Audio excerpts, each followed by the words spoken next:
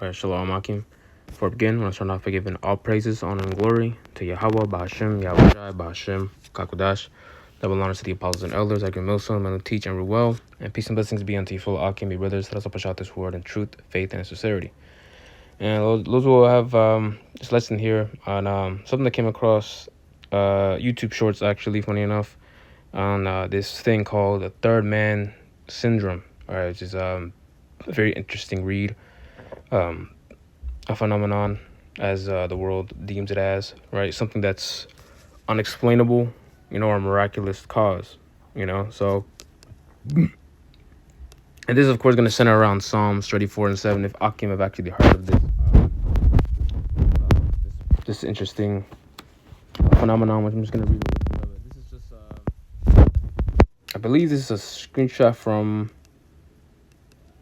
Reddit, but this is also something that's backed up according to Esau's science. So obviously everything that can be taken is just chew the meat, spit the bones, as I can know the process. But nevertheless, third man syndrome is a phenomenon where individuals in extreme stress, like solo explorers, report a sense of a benevolent unseen presence that provides comfort, guidance, or even physical help.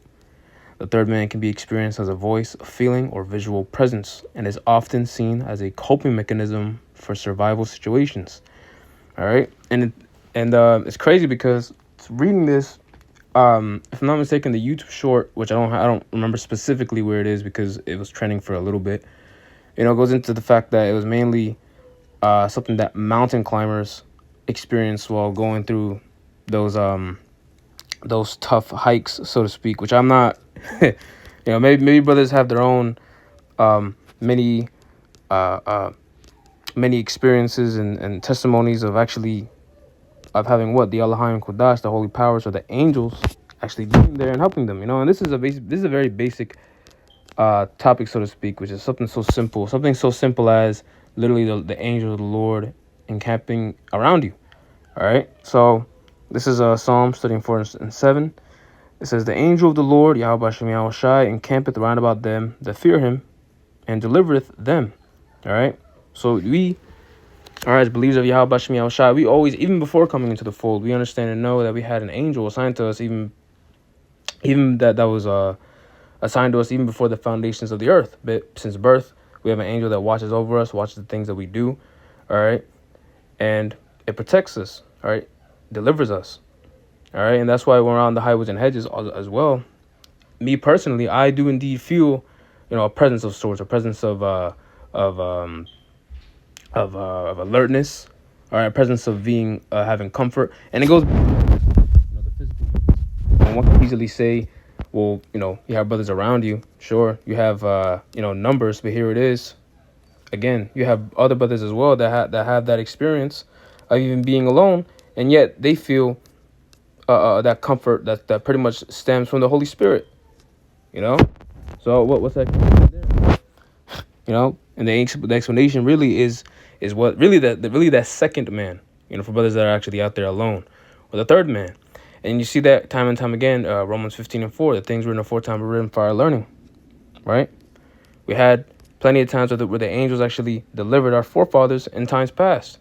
All right, the fourth man that was in the oven in the book of Daniel's. All right, how the Son of Man was in the midst of the fiery furnace, and they were what's that? Shadrach, Meshach, and Abednego were delivered. All right, you had the case of many angels appearing, actually physically and visually appearing unto other men of the Lord. All right, during those times, you have you have angels that also appeared unto Tobit in the appearance of just an average man. Right? This is Hebrews 13 and 2. It says, "Be not forgetful to entertain strangers, for thereby some have entertained angels unawares." All right? And the thing is, brothers that are caught up in their regular lives or caught up in our regular routine. I know I myself am.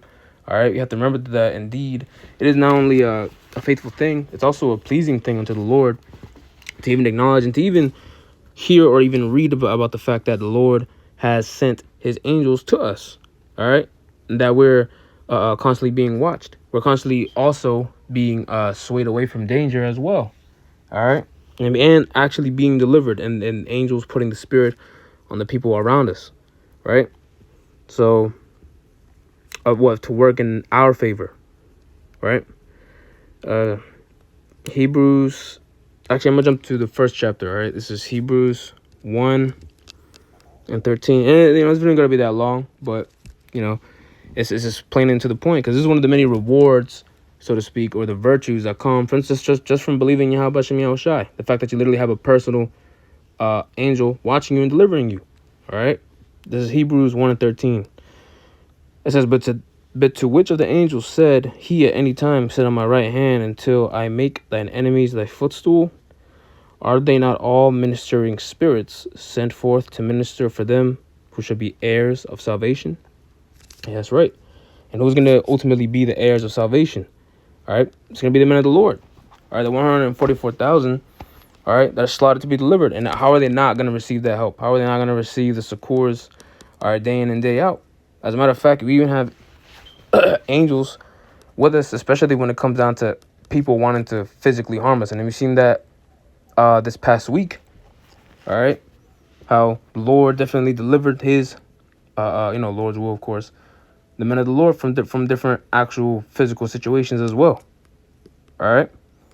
And this is all, of course, faith-based, man. First and foremost, although this may be a basic topic, it's basic because it begins with the faith of Yahweh Shem Yahushai. To even believe that someone's actually watching you and going to deliver you. Right. This is 2 Kings 6:14. It says, therefore sent he thither horses and chariots and a great host, and they came by night and compassed the city about. And when the servant of the man of the Lord, or the man of the Most High, was risen early and gone forth, behold, an host compassed the city both with horses and chariots. And the servant said unto him, alas, my master, how shall we do? And he answered, fear not, for they that be with us are more than they that be with them. All right. And they that are with us is who? The ministering spirits, the holy powers. All right. The angels that are always watching us when we read, when we're watching videos, on the way to work, on the way back to work, when we wake up in the morning, right? When we go to camp, on the journey, on the way to camp, when you go to your supermarket, or when you walk your dog, just putting in perspective of the relentless spirit, all right, that the Lord has pretty much has commanded to be with us all the time. All right, this should be a comforting thing to hear. All right, because these are the things that we have to remember when SHIT hits the fan. All right, we're going to have to remember in those days, in those times when the world is going to be at its worst. All right, and the Lord's making his great return. You have to remember, oh, yeah, wait, hold on. Wait, angels of the Lord are literally here with me. And though I may not see them, all right, though I can't see them with bodily eyes, I believe what the scripture had said, and that they're going to deliver me, and they're going to minister unto me and deliver me. All right. 2 Kings 6:17, and Elisha prayed and said, Lord, I pray thee, open his eyes, that he may see. And the Lord opened the eyes of the young man, and he saw, and behold, the mountain was full of horses and chariots of fire round about Elisha. And when they came down to him, Elisha prayed unto the Lord and said, smite this people, I pray thee, with blindness. And he smote them with blindness according to the word of Elisha. And Elisha said unto them, this is not the way, neither is the city. Follow me, and I will bring you to the man whom you seek. But he led them to Samaria. But verse 18 was the point. All right. Or 17, Salakia. All right. The Lord literally gave him the power to see. All right.